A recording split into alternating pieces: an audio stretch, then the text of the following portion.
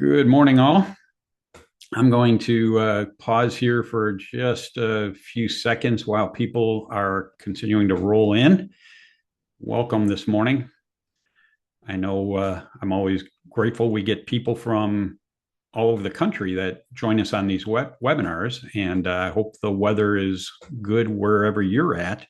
Yesterday we had here in the Minneapolis area, we had kind of gray skies and rain most of the day, but this morning, so far, anyway, it's blue sky and sunny, although not terribly warm, but life always feels better when there's blue sky and sunshine out there, right? I'm going to get started here in just another few seconds as people are continuing to add in here. Anyway, my name is 𝙎𝙬𝙘𝙧𝙘𝙠. I lead Minnesota Crossroads Career Network here in the Minneapolis area. We have a number of different things that we offer through Crossroads, all free to people who participate that are in a job search. And we want to be able to provide help and resources and hope and encouragement in the process as well. And so this morning, you're here to hear Eric Beckler. He's got a great presentation on 4 fundamentals of leadership in your job search. He'll be talking about that. I've got a couple of things I want to share before that, and then we'll keep moving on. But hope you're buckled in. Hope you have a cup of coffee handy this morning and get some caffeine so you're not dozing off. Hopefully you don't doze off with me. I know you won't with Eric, and I'm hoping that everybody walks away feeling it was worthwhile this morning with great information and practical help to further your job search. One of the things I wanted to talk about briefly is, our hope with Crossroads is that in addition to helping people with their job search, we also talk about bigger issues and point to the hope and encouragement of Jesus Christ. One thing the Bible emphasizes to us is that all things in life, and even our lives themselves, are temporary. When we're going through challenges in life, like a job search, it sometimes feels like it's never going to end and we get discouraged. The reality is that while sometimes it may take a while, things do change. And the Bible makes that clear in a number of different passages. In Ecclesiastes, it notes that there is a time to weep, a time to laugh, a time to mourn, and a time to dance. It emphasizes that every life circumstance is just a season.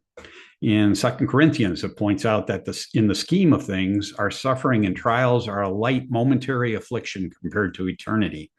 In James, it reminds us that our lives are just a vapor that appears for a little time and then vanishes away. And there are many more examples in scriptures of this perspective as well. In my own life, I often thought that a problem I might be having is never going to end. And other times when I had things on track, I thought I had things locked in and everything would be smooth from that time on. Neither of those situations are ever true. I've learned to embrace the idea that this too shall pass. That's true when things are tough, but it's also true when things are great. And the sooner we fully understand that life is not a straight line, but a series of hills and valleys, the sooner we learn to put things in proper perspective and we weather the storms with more resilience. God promises he'll never leave us, but walk with us through whatever season of life we're in. The more we seek him, the more we'll have peace and emotional stability in our lives. As you're going through your challenge of a job search right now, keep in mind, this too shall pass. Let me open a word in prayer, and then we'll move on with the rest of our content this morning. Lord, I'm just grateful when people can come together like this, even if it's virtually and we can't see each other right now. But we pray that you use this time for your purposes, that everyone gain what they need this morning, whether it's practical help, whether it's new insight into their situations, whether it's encouragement and hope, or just boldness to go out and do the things necessary for their job search. Father, we put all this in your hand. We pray that our words honor you, and we're grateful for all you do in our lives. In Jesus' name, amen. And with that, I've got a short video to share. I think when we see famous people that have become very successful, we assume life is smooth and just a direct path to success for them, and that they don't have the same struggles or same things that the rest of us have in terms of questions in their life or things that they have to wrestle through. And Kathy Ireland, some of you may remember, used to be a supermodel. She's still an attractive woman, but she has things that she's gone through in her life and challenges that she's had to work through, just like the rest of us as well. And so she's going to share some of that here. I hope that's encouraging for you. Let me share my screen.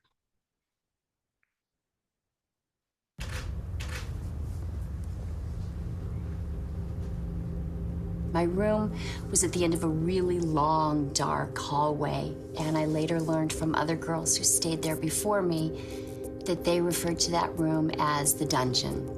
And it was in that dungeon that my life would be forever changed.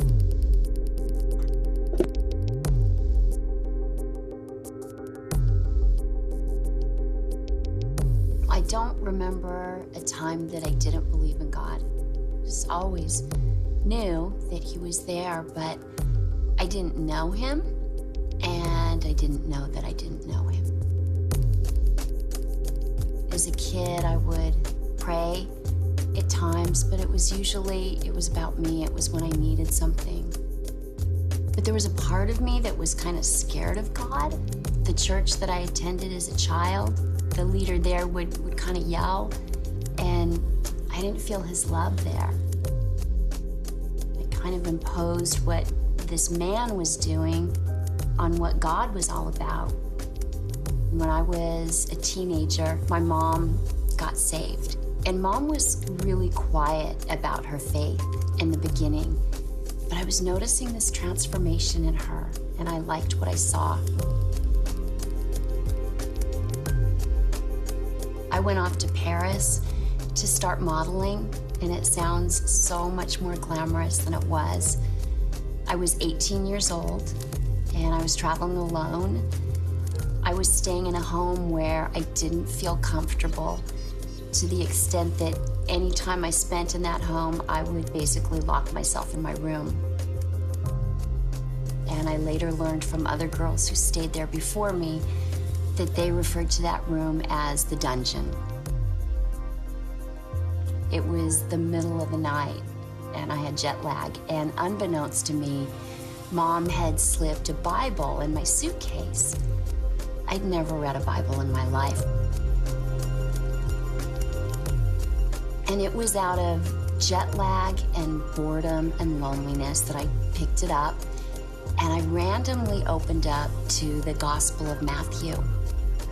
And as I read, my life was forever changed. I was a rebellious teenager. I was questioning authority. Who really knows the truth? Who really knows what's right and what's wrong? Who's to say?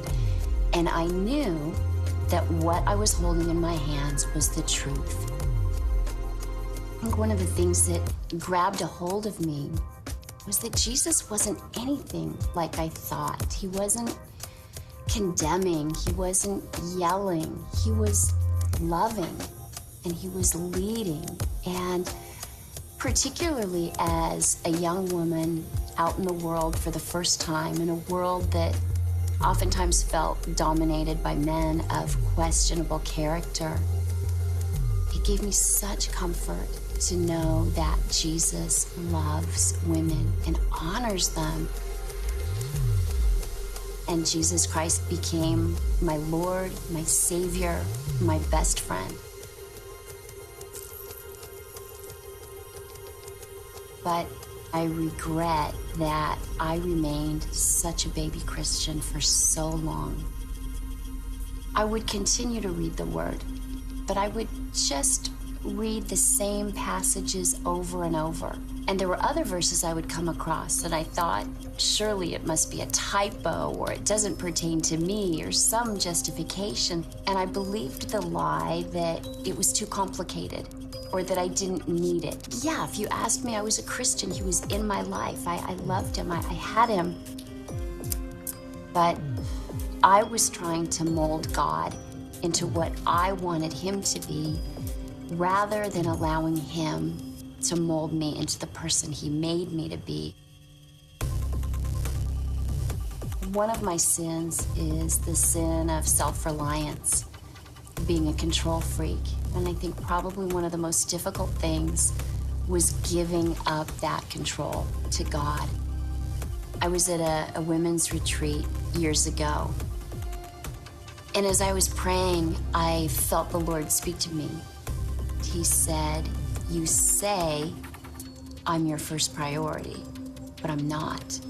I would say that my faith came first, and then my family, but I was putting our kids in first position. And anything that comes before God is an idol, even if it's something good. And he said, "But Lord, you know what I'm going through. With 3 kids, different ages, different needs, the business, I just felt so pulled in every direction." And I just said, I don't know how.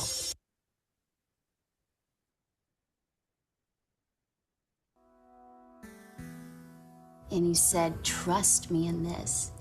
Put me first, and I'll give you more time with your kids. I'll give you better time with your kids." And he is so faithful. He's just so faithful.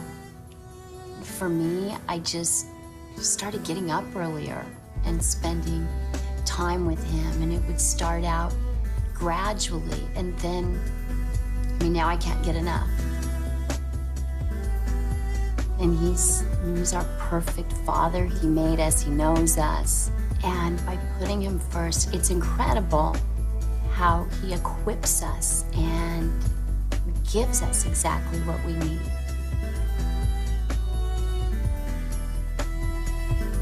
When people ask me, what are your goals?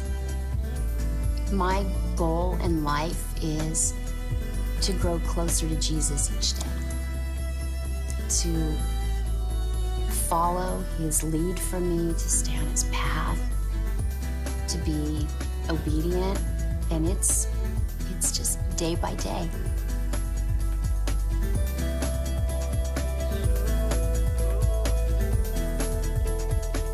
My name is Kathy Ireland, and I am second.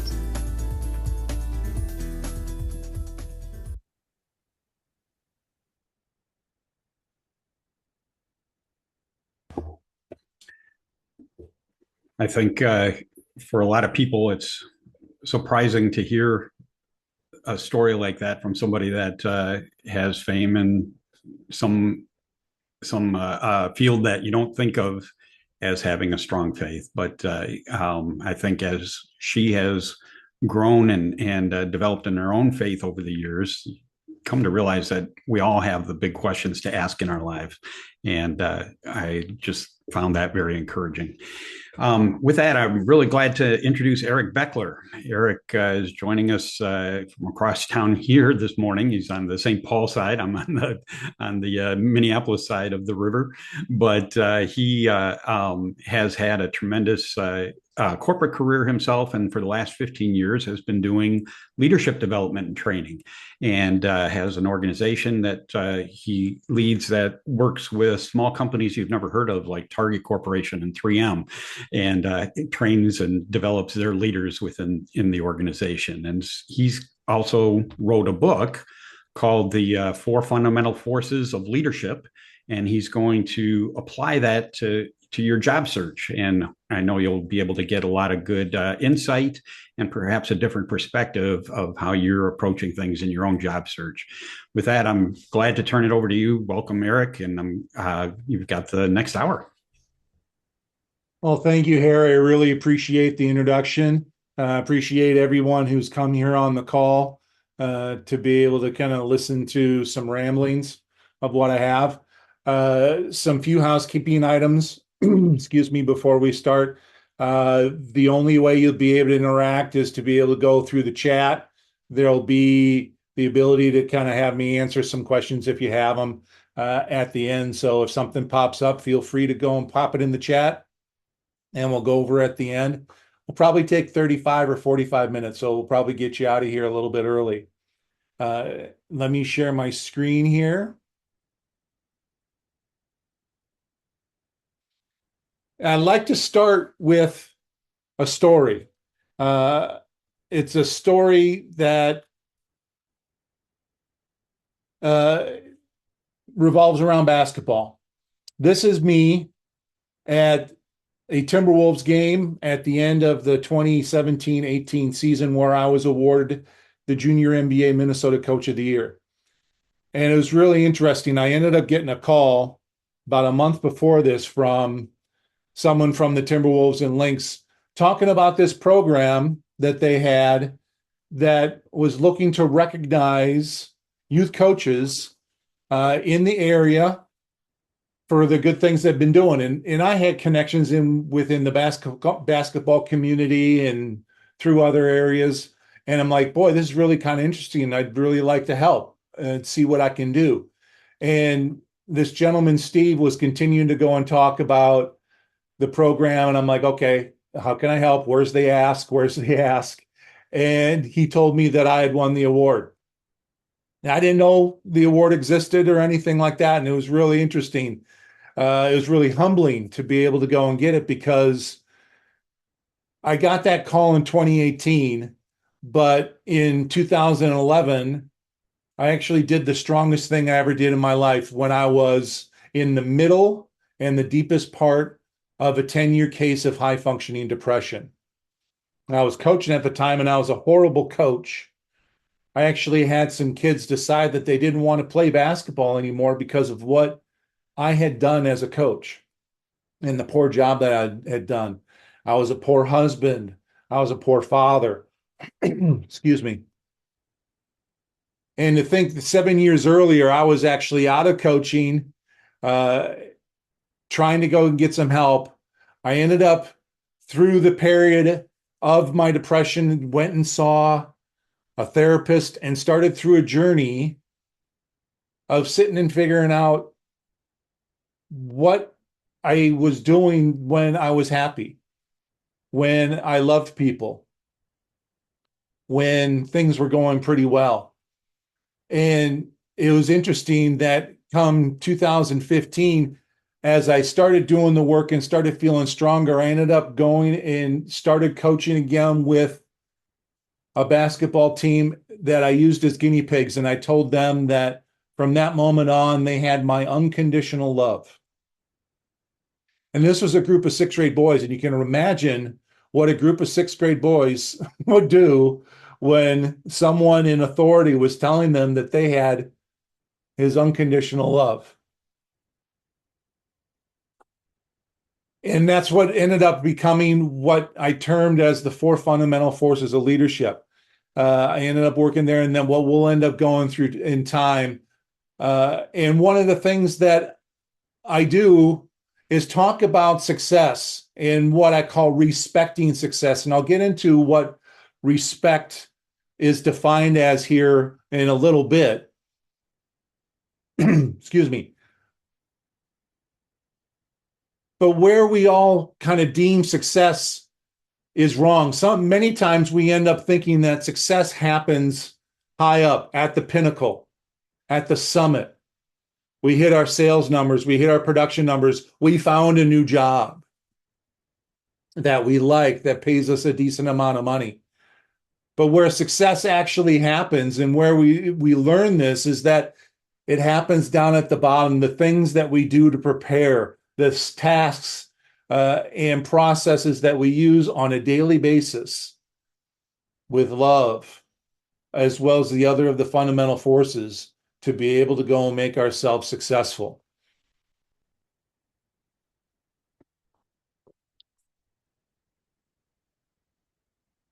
I'd like to kind of give you a story of a success. And right here, this is my son, Jeremy.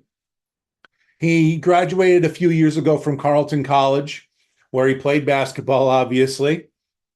Him cutting down the nets, if any of you don't know, cutting down the nets indicates that you won a championship. The pinnacle of what everyone strives for. And Jeremy was part of a team that had aspirations of winning a championship, of being the best team in the conference and make it to the NCAA tournament in Division III. But what him and his coach and the rest of the team understood, that there are different things that need to happen. You could just say, I want to win a championship, but there are different things on the offensive and defensive side of the ball that need to happen. So there's different strategies that get put in place to be able to go and help fulfill what you want, just like in any other type of business. And we'll get into that in the next slide. What happened is that Jeremy ended up having a new coach his senior year. The former assistant coach got promoted after the head coach had retired after a 37-year career.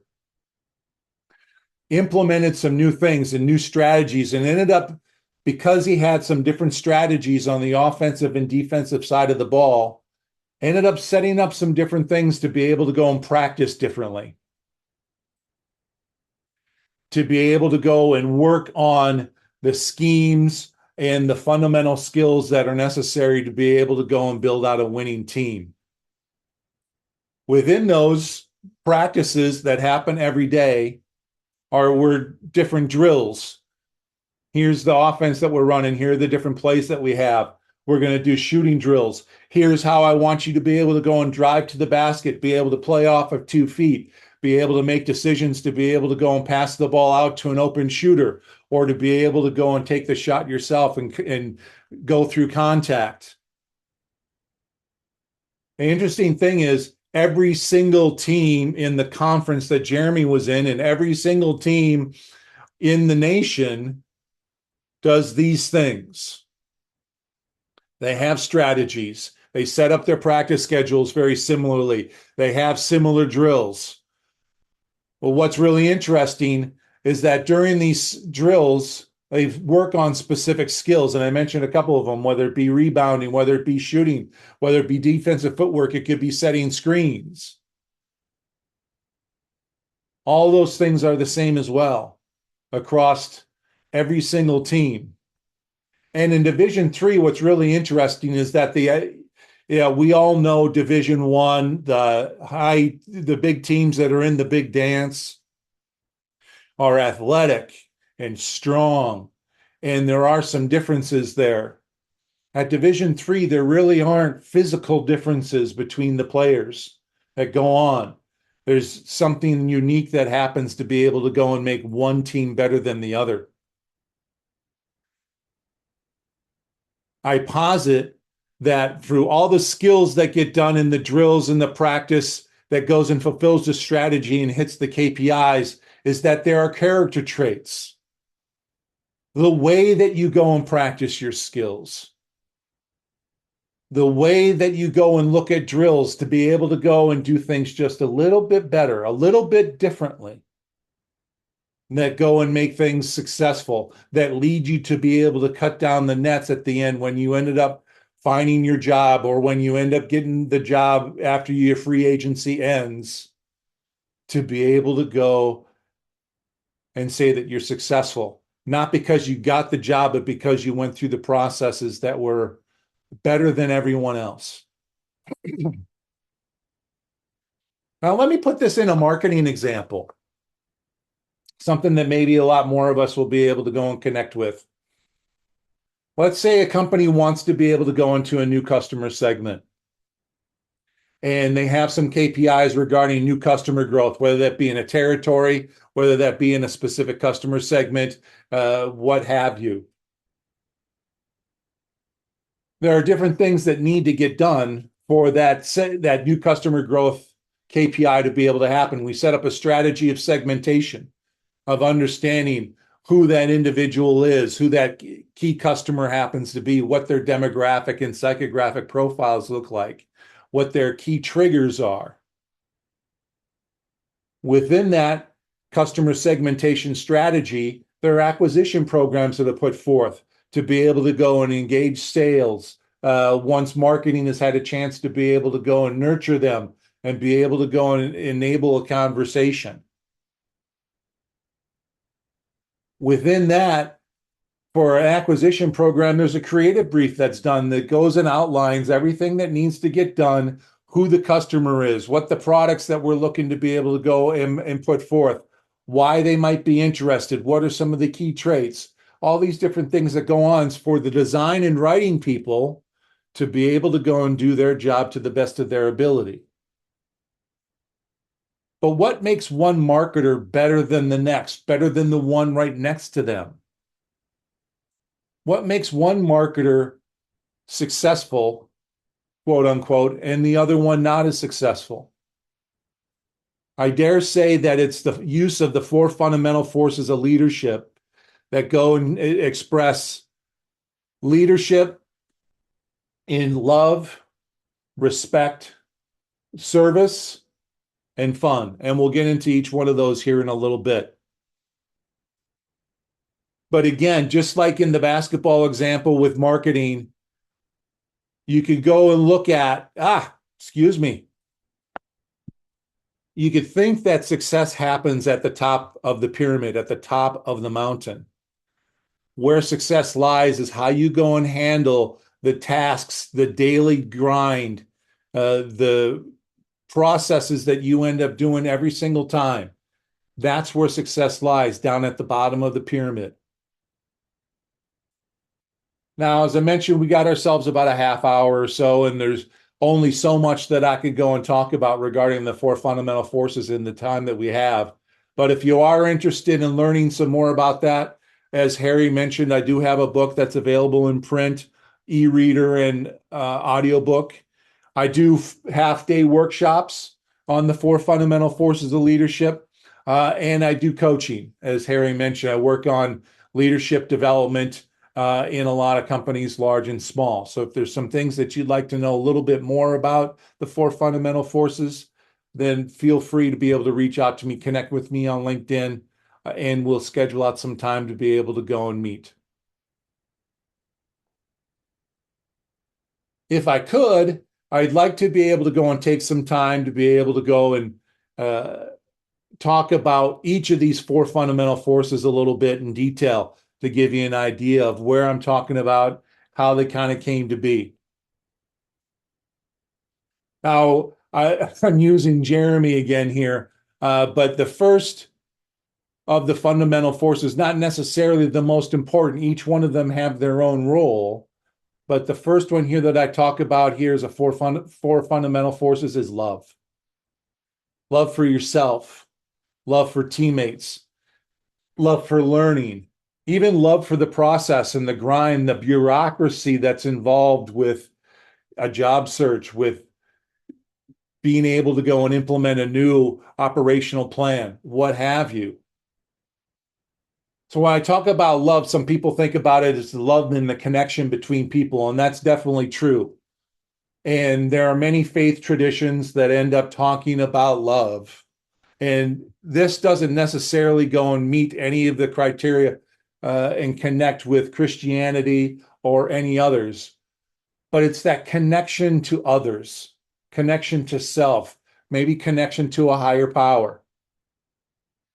But that goes and allows you to be able to go and try and produce good things.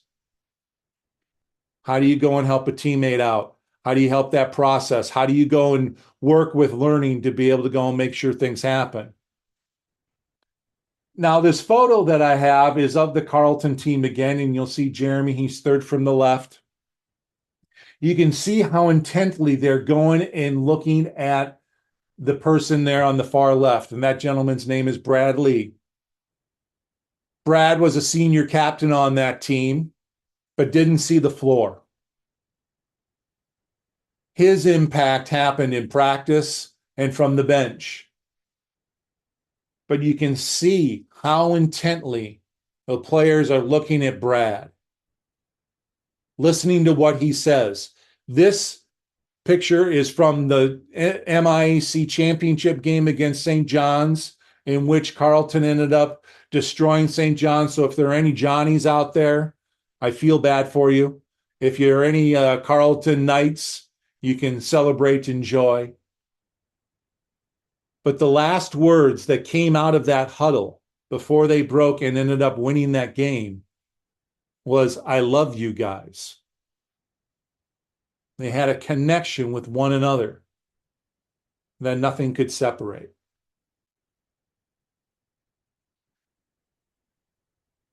Respect is the second of the fundamental forces, and I define respect in the Latin construction. Re again, spicere to see. How do we see things again? How do we kind of change our perspective, change our angle of view to be able to go and get a different version of the truth? How do we bring other voices in, a diversity of voices that may have a different experience from the same experience, to be able to gain that broader version of truth? Now, the pictures that I have here, some of you may go and recognize them as Bell Tower in Sedona, Arizona. The first one on the left, you may smile and chuckle for a few reasons. One, the tone-on-tone gray that I have here from April of 1990. Some might go and chuckle from the little bit of the pose that I have to be able to go and just be cool. I don't know what I was thinking at 23 years old. But that picture anyone can go and take. It tells a story. It's not a bad picture. But the picture on the right, taken 30 years later, in this generally the same spot, has a bit more transformational quality. And that's where the text on the bottom of it says, 95% of what you do is the same as everyone else. It's true with people, it's true with corporations and businesses. The difference maker is the last 5%. What I call the nuances and mutations.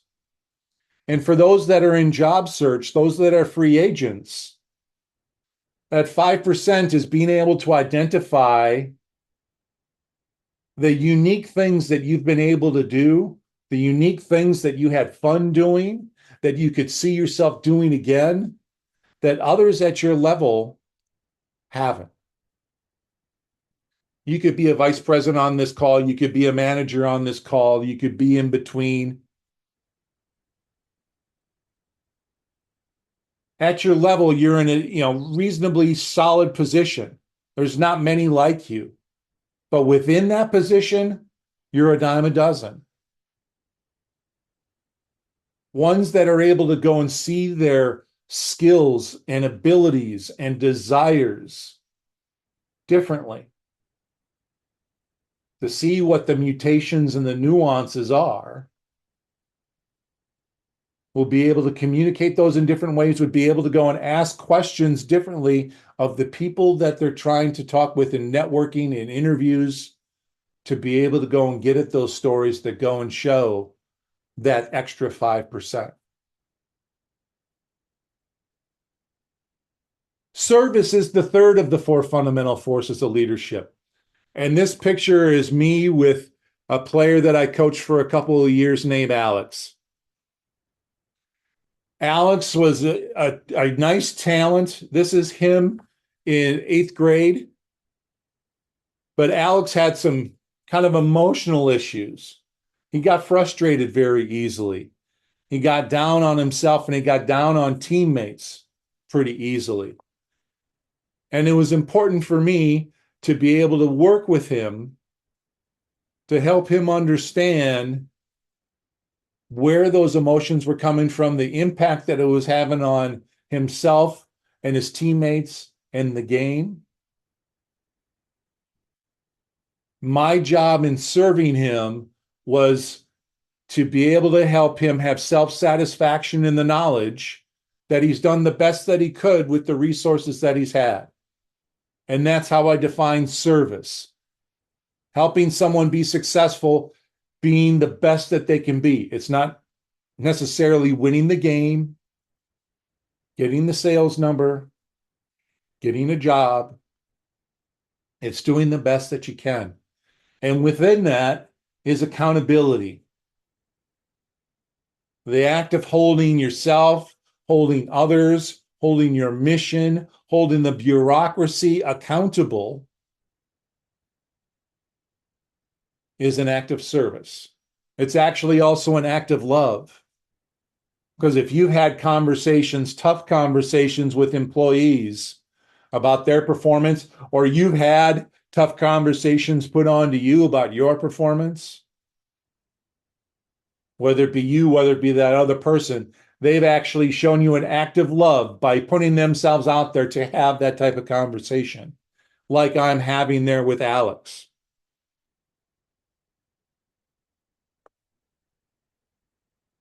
The last one here is fun. That's the last of the four fundamental forces. And I think of fun as kind of a connective tissue that keeps the other three forces combined and interested and together. And this picture is of my two boys when they are young. They're now much older, 27 and 25. But they're having a blast. And if you can remember when you've had fun, do you want that fun to end? No, you don't want it to end. Do you want to keep it to yourself? No, you don't want to keep it to yourself. You want to bring others in to be able to go and have some fun. Do you want to keep it where it's at, or do you want to explore and see what's possible? Well, you want to be able to go and try some different things, be creative, maybe take a little bit more risk and see if there's some more fun that can be had. I guarantee you that those that are successful, that are able to go and do things better than the ones around them, are having more fun. More fun connecting with people, more fun dealing with the bureaucracy. Not that you're having fun all the time. There's some things that you can do that aren't necessarily fun, but you have more fun doing it. Now, before I get to this next slide, I want to go and talk about how I define and how I got to the four fundamental forces of leadership. When I was writing my book, I was just writing love, respect, service, and fun within my book, and it was just verbose. It was constantly there. And I knew that it didn't feel right, but I didn't have anything going until I started watching this show about astronomy and the four fundamental forces of the natural world: gravity, electromagnetism, and the strong and weak nuclear forces. That those fundamental forces combine in their own unique ways based on their environment to be able to create the wonderful things that we all see in front of us. Each other, the coffee that Harry mentioned that he hoped that you have, or me, my crystal light. The beautiful trees that you have outside your window, our entire Earth, the solar system, the universe. The whole physical structure of our universe is based on the four fundamental forces of the natural world. And it dawned on me. Like, wow. Similarly, love, respect, service, and fun connect in unique ways based on their environment to be able to create transformative individuals, teams, and organizations. Now, I've alluded to some things here a little bit earlier in my talk, but where do free agents, those that are in transition, and I'll give credit to Al Kirsan. Some of you may know Alan. He's the one that turned free agent for me. You're in a spot where you're free to be able to go and find what's going to be right for you. It's much more empowering. So if you want to go and take that as a term for you, by all means, go and do that. But where do free agents find success? You have your KPIs, your outcomes, to find a good job that is well-paying, that provides you the stimulation that you want and need, and that's great. You're going to have various strategies and networking strategies, being part of network groups to be able to take some information. Maybe you have strategies about learning, getting into AI and being able to go and do those different things. You're going to have some different programs on how you do that. How are you actually going to go and network and be able to go and get to the right people at the right times in the right ways to be able to have great conversations of what's going on? You're going to have different processes to be able to go and have those types of conversations. Different questions that you're going to have ready to be able to go and help find the hooks, to use a sales parlance, to be able to get at the hooks, to be able to find out ways to be able to tell the great stories of the mutations and nuances that are unique to you. And that goes to the tasks that you have. It could be the emails. It could be, those specific questions you ask, how you ask them, the order that you go and do things. But those free agents that go and find success, use love, respect, service, and fun to be able to go and look at their job search differently. Look at how they're going and connecting with people differently. Look at how they can go and serve and be able to go and impart knowledge and be a giver. That actually go and show fun, even though it's a difficult process. I've been through it 3 times myself. To be able to go and have fun while they're doing it.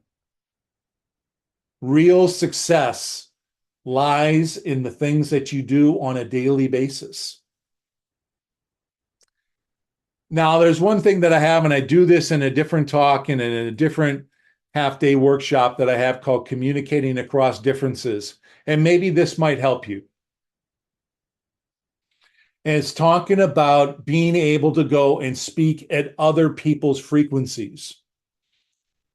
Now, if you think of a car radio, especially an older style car radio with the push buttons before it went digital, or if you think about your streaming services, Pandora has this where you can go and move a dial and have Pandora be a little bit more liberal in the types of music that it's providing based on your search criteria. But each one of us have a certain number of frequencies that we like to listen to in terms of our music. And it's the same way we communicate. We talk about things much more easily in certain aspects. For me, basketball is something that I can go and talk about all day and make references and be able to go and connect that. So if someone else is also in the basketball mindset, we're able to have great conversations about that and be able to go and connect basketball with other things. But you understand what frequencies you like to communicate at. That could be that you're a salesperson, you're an accounting person, you're an operations person. And there's a different language, there's a different frequency that's there. But the people you're talking to aren't always going to be on those same frequencies, or even across bands on either side of the frequency, because those of you that are old enough to be able to remember those old style car radios will remember the right side adjustment knob to be able to go and tweak it a little bit to be able to go and get the station in just a little bit better, especially as you were getting out of range. How do you move to other people's frequencies? If you're talking to a president, to a VP of operations, to a marketing lead, how are you going to understand what frequencies work for them? Because you're the one that's trying to go and effect a change of heart, a change of perception, a change of decision. It's your job to communicate at their frequency. Just think, when you end up getting some sort of mail, hard mail or an email that solicits you, if that marketing piece doesn't go and speak to you in your language, what do you do with it? you throw it in the trash, right? Either the virtual or the actual recycling bin. Same thing happens when you are looking to be able to go and impart change to someone. It's up to you to be able to go and connect to them. The same happens when you end up landing and you're trying to go and affect certain amounts of change within the people down below or the people up above you. It's going to be up to you to be able to connect at their frequencies. Now, that's not an easy thing to do generally. It takes us out of our comfort zone. But those leaders that are able to develop wider frequency bands, more frequencies and wider bands on either side of the frequency. For example, marketing will have those that do copy, that do PR, that do electronic, social media. They're on the outside bands of what you would consider marketing. Those leaders that are able to go and develop the ability to communicate at more frequencies and wider bands on those frequencies are the ones that are going to be successful. So as you go through your networking meetings, you go through your interviews, try some new things out, practice. Be unafraid to fail. I had a conversation with someone who's newly a free agent yesterday, talking about this very thing about not being afraid to fail, of practicing on people, to be able to go and hone skills, to be able to go and expand frequencies to what's possible. And that's one way as you're going through, I would encourage you in your networking meetings, in your interviews, to be able to go and practice content, to be able to ask the right questions that go and lead to finding the hooks, those interesting parts that allow you to be able to go and tell your unique story, your mutations and your nuances. That's all I have here. So thank you. We'll get to some questions if you haven't had to do it. We don't have any, as I'm kind of looking on here. Right, nothing yet, but certainly any comments or questions are welcome, and we have time here that we can certainly engage on whatever you'd like to discuss. But I think when we're clear on what our values are for life and what we want to shape our life around, it helps us make good decisions on everything that comes up in our life, including the job search, including time with family, including everything that we're pursuing. It's not just corporate leadership you're talking about here. It's talking about life in general and applying those values and priorities to whatever we face. It's I think very valuable. And I for many years I've done senior executive recruiting. I owned a retained executive search firm. And many times I found even C-level executives didn't have a great deal of self-awareness or core values that they could express with authenticity. And, they generally had a good narrative about themselves that sounded good, but wasn't necessarily authentic. And I think as you internalize these, it defines how you approach everything else in life. That's absolutely correct, Harry. And where I find in my practice, when I work with leaders, especially as I get farther up, that they've gotten used to the way that they've been successful.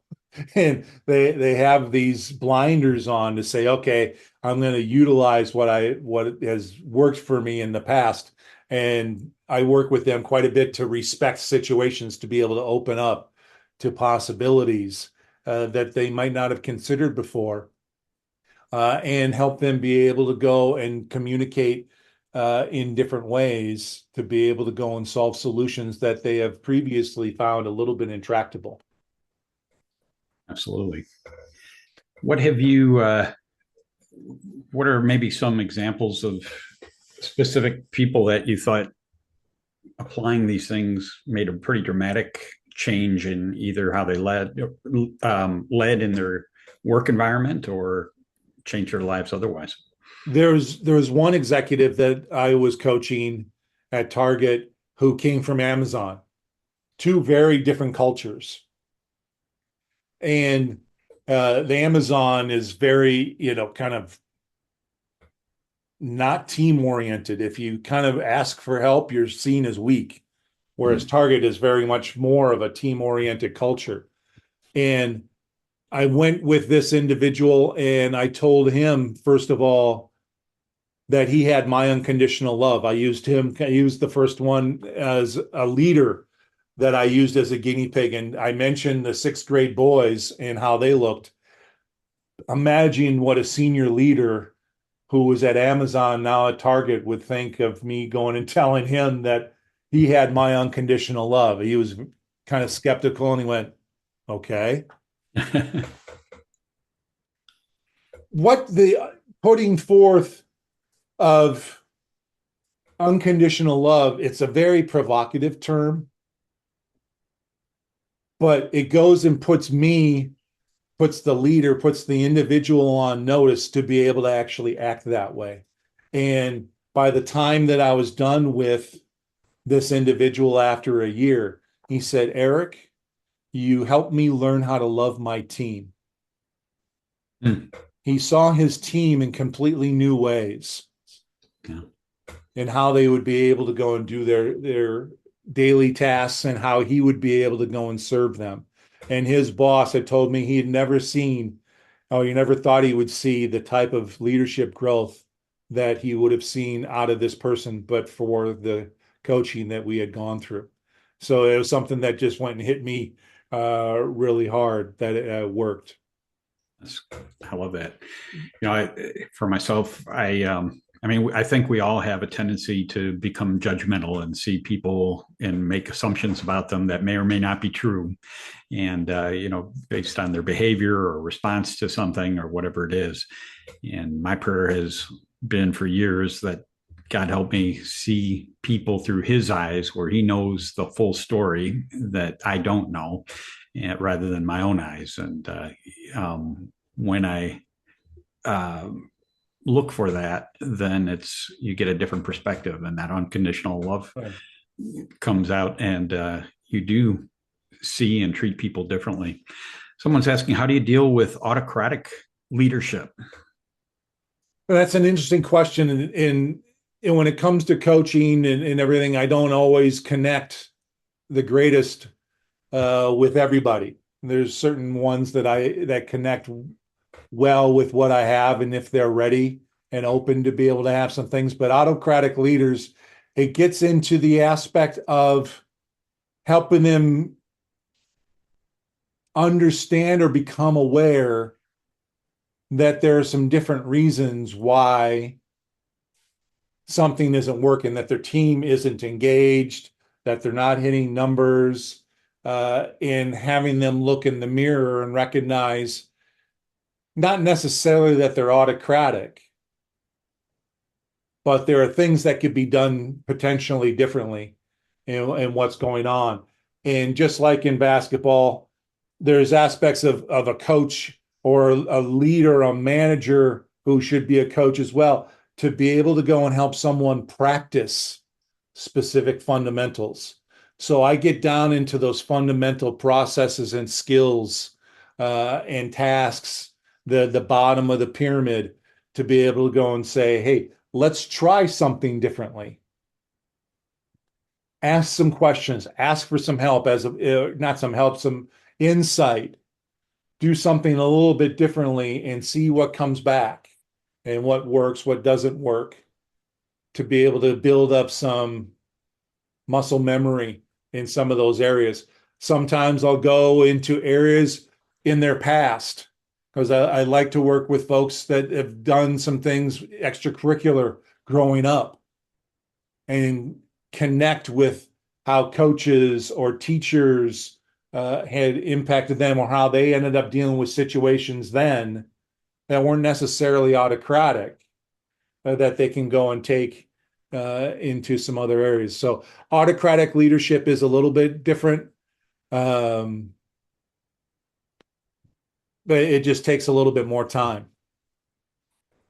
There's another question here. Any tips for quickly discerning an interviewer's frequency when you only have a short time to talk with them?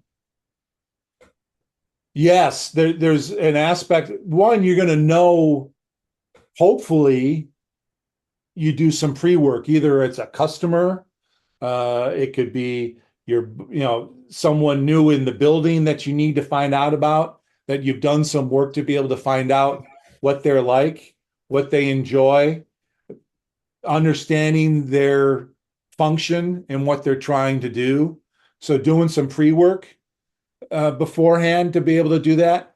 And even if it's a short time, to be able to go and have some breaking of the ice and getting to know them a little bit before you really get into hammering away at the situation. It's something you can do. But there's being open with that and trying some different frequencies to be able to go and have that. And it might not work for that first time. You may crash and burn. You may have the objective to be something that's a little bit looser, where you're not necessarily looking to get that actual measure of success right from the first bit, that it's going to take a little bit of time, that you're going to readjust your measure of success to say, instead of I'm going to sell them on this idea right here and now, that I'm going to build up an understanding or an impression leading up beforehand. Okay, I was just looking, someone put something else on the chat in terms of connecting with on LinkedIn. Are there any other questions that people have?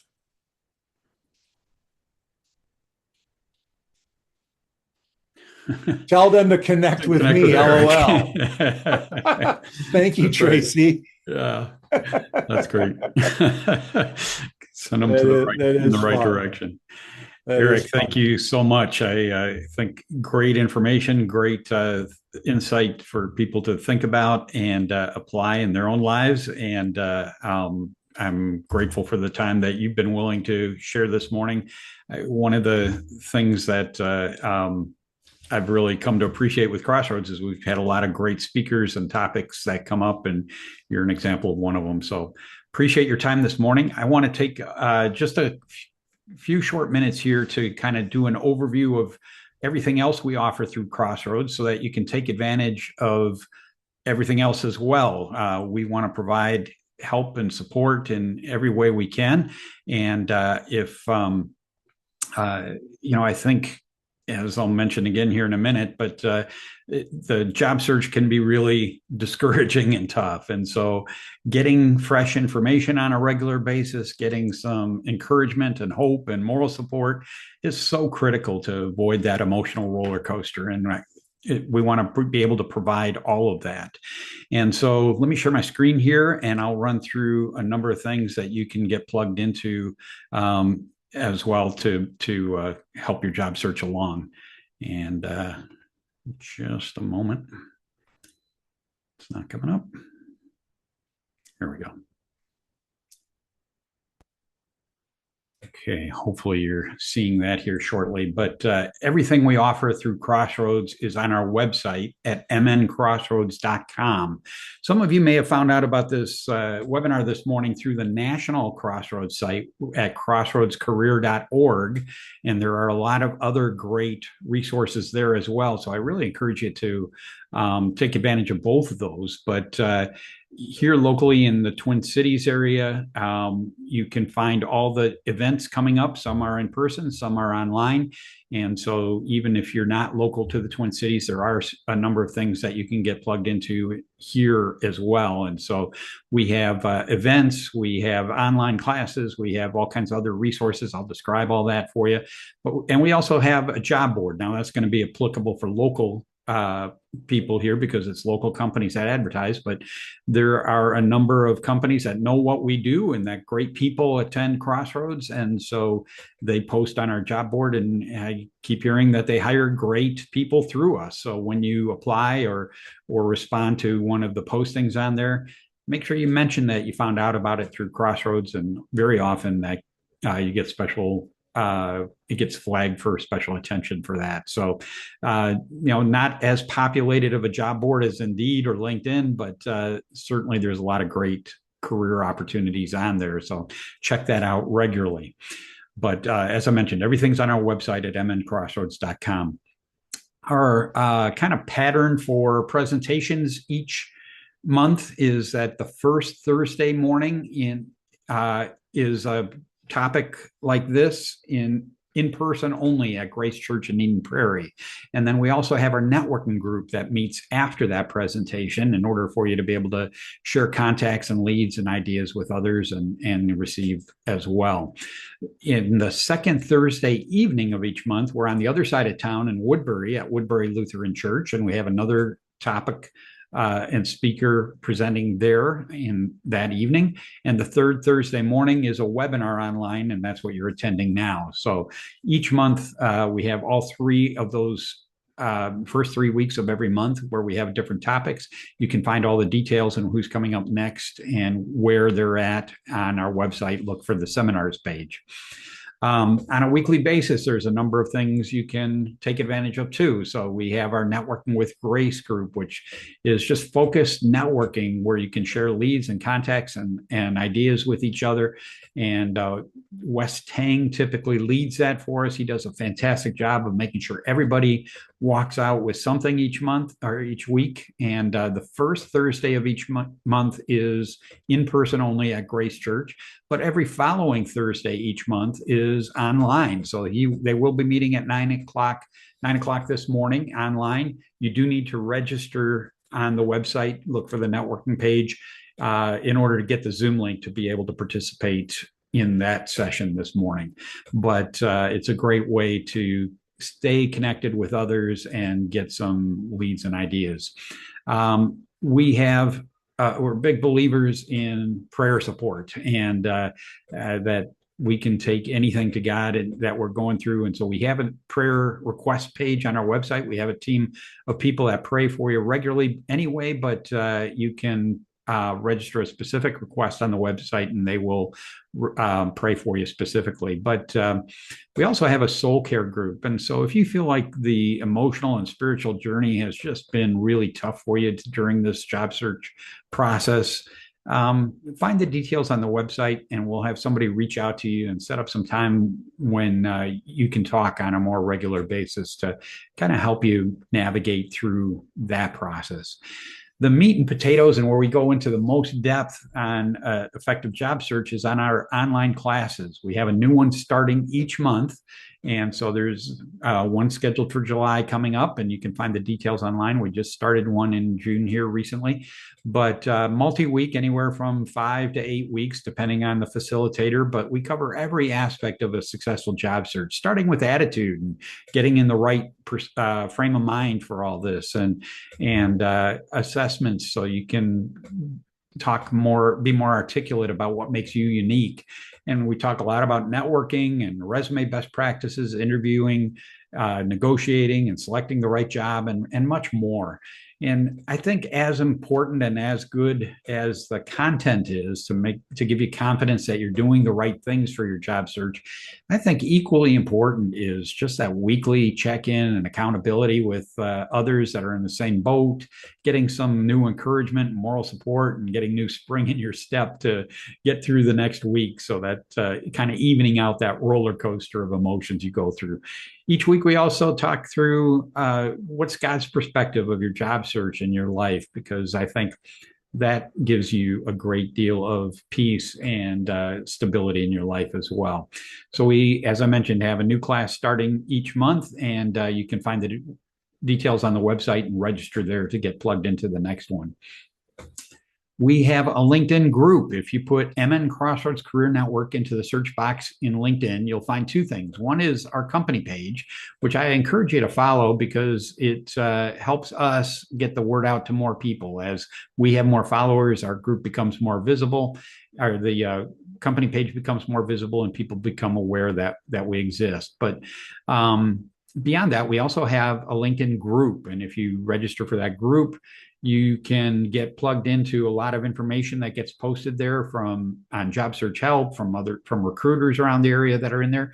But we're over 3,000 people in the group now that have been through Crossroads, but decided to stay in the group after they landed a job and just be a willing networking contact for the company that they're in now. And so you can look through who's in the group and where they're working. And if it's a company you want to pursue, you can reach out to them and ask for advice and insight into how to pursue things most effectively there. And then after you land, it's a great way to give back and help others in that same way as well. Just stay in the group and allow others to reach out to you on occasion to gain insight and help in pursuing opportunities there. And so the group's very powerful from that perspective, and encourage you to check it out and get plugged in. All of our webinars, including this one, and all that throughout the pandemic, we did only webinars, and those are all posted on our YouTube channel. And this one will get posted before the end of the day today, so you can review it and rewatch it anytime, and fast forward through, so you don't have to listen to me and get to the good stuff that Eric is talking about. And rewind and whatever you'd like to do. But there are a ton of great topics on there that we've done over the last several years, and you can find whatever you're looking for, whatever help you're looking for in your job search, and watch some videos there that can be very productive for you. Locally here, we have once a quarter, we do a full day job search workshop in person. It's coming up Saturday, July 11th, and it'll be from 8 to 5 on that day. It's in person at Grace Church. We have a number of great topics that go over every aspect of a job search. And it's a ton of great information you can get downloaded into one day. And we include a HR and recruiter Q&A panel. So you can ask anything that's on your mind of how they view the hiring process, what happens on the receiving end of an application, how to get through the process most successfully. And we talk about every other aspect of a job search too. We have a number of speakers that come in. We have the Q&A panel. This is the only thing we charge for in Crossroads, and it's $20, but it includes a box lunch for the day, and it includes a workbook for all the topics that are going to be covered that day. Don't let cost be the issue. If cost is preventing you from considering this, please email us. If you go to the workshop page on the website, you'll see information about scholarships that are available. We don't want anybody not to attend because of the cost. So don't hesitate to reach out to us if that's the issue. We hope that you attend. Sign up soon so that we can get a good count on lunches we'll need. But all the details are on the workshop page on the website, and you can pre-register there. I just want to acknowledge that we have over 40, I think it's 42 people that volunteer for Crossroads in one way or another. And I'm grateful for each one of them, because it enables us to do all these different things. One or two people can't pull all this off. And nobody's getting a paycheck. Everybody's doing it because they have some expertise that's helpful, and they have a heart to help others. And so it enables us to offer a lot of different things. And as you interact with others, I just encourage you to thank them, because they are all contributing their time and knowledge in order to help you. If you don't have a church home, I encourage you to visit one of our churches on a Sunday morning, whether it's Grace Church in Eden Prairie. You can see the websites there, or Woodbury Lutheran Church. And we each have in-person services, obviously, and streaming online. But I think getting plugged into a church community where you can get some great teaching and spiritual support, as well as build a sense of community and a support system around yourself, is so critically important. I mean, it's so easy in a job search to get holed up staring at a screen at home and just get disengaged from other people. And so get plugged in, get the spiritual support, as well as that community around you. Our next Crossroads seminar is in person at Grace Church on Thursday morning, July 2nd, Dale Henry is going to be our speaker. If you haven't seen him before, I certainly encourage you to come and participate. He is funny, but very substantive, and he's going to talk about how you think about things, and thinking for a change is a difference that makes all the difference is the title of his topic. And it's going to be really enlightening in terms of how you think through your job search and how you present yourself as a result. So I hope you join us for that. With that, I'm going to wrap things up this morning. You can still get, you have time to register and get plugged into the networking group if you want to participate in that this morning. Look for the networking page on our website, and you can see all the details there. And I hope you land a job soon so you don't have to plug into anything else in Crossroads. But if that doesn't happen for you, please do get signed up for the workshop and other things that we have available so that you can get the ongoing support. Thanks for coming this morning. I hope it was worthwhile, and we hope to see you again. Have a good day.